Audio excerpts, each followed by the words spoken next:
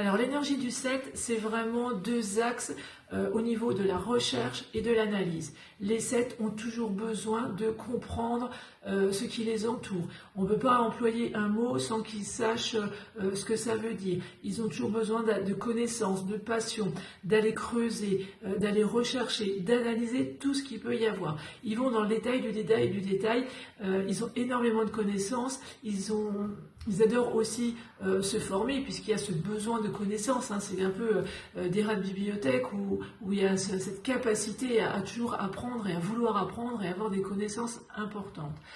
Alors, c'est tout ce qui est la connaissance dans la matérialité. Au niveau des métiers, on va voir tous les chercheurs, les analystes, les laborantins, les gens de l'INSEE, vraiment tous ceux qui doivent analyser les choses. Par exemple, quand je fais des conférences, entre autres sur la numérologie, si j'ai une même personne qui me pose toujours des questions, il y a de grandes chances que ce soit un chemin de vie 7. C'est un petit peu aussi à ça qu'on les repère. En même temps, comme ils se posent toujours beaucoup de questions et qu'ils analysent tout dans le détail, ils peuvent aussi passer à côté d'opportunités. C'est-à-dire qu'à force de trop réfléchir, on passe à côté d'une occasion.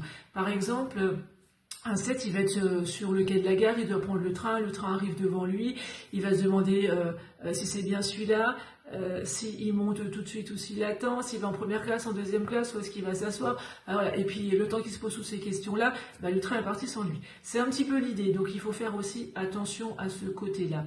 Mais en même temps, comme le 7, c'est l'énergie du savoir, de la recherche, d'avoir besoin de ces informations, ce n'est pas que dans le monde matériel, c'est aussi tout le côté spirituel, ésotérique.